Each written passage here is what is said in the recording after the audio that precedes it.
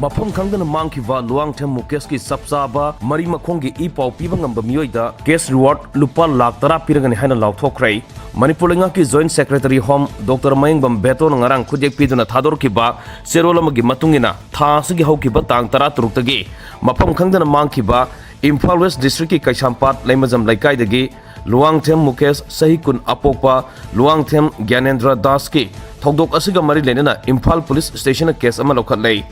masigi matung tarakpada Assam Rifles amasung atai security force ki apunba timna advanced technical data analysis amasung intelligence ki e-pauksing sisinaduna Bishnupur Surachanpur amasung None district yauna singnaba mafam singda joint operation chathaduna mangki banha si phangnaba honari Mukesh pu tek takaidana phangnaba mahaki mari makhongi e-pauk sapsana piba ngamba myoida case reward lupa lakh tara asi pigadabani hairi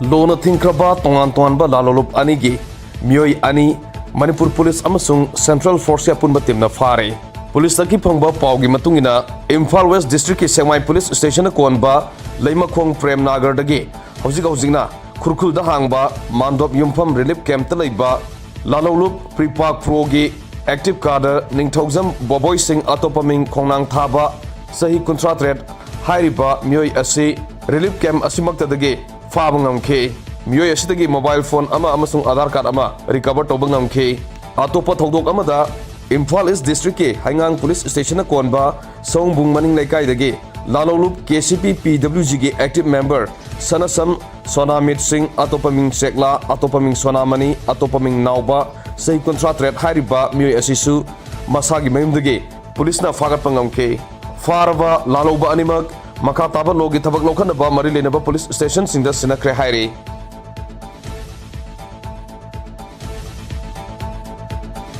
State asigi mafam kayada security force na thibuhumba ki thabak sathaduna khusukhulai kya phagat pa leptre ngarangsu Surachanpur district amasung Kangpokpi district ki tonton mafam singdagi security force na khusukhulai kya phagpangam khrai Manipur police dagi phangba paugi matungina Surachanpur district ki Surachanpur police station na konba Thangjing Hills Range ki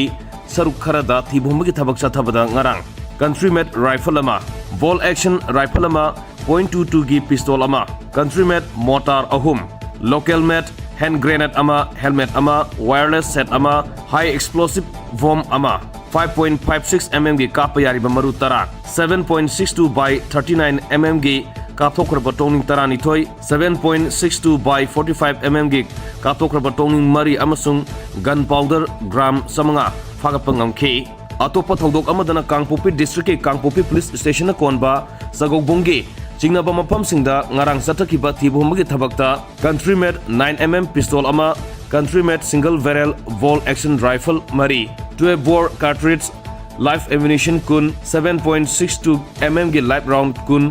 local made cannon pompi ama amasung hand grenade ahum fagat pangam ki adumai namak hariba thogdok ani asida mipami pun yobagi paugdi leite fagalaba kusukhulai sing adu makata ba thabak lokhana ba mari lenaba police station da sinakre hairi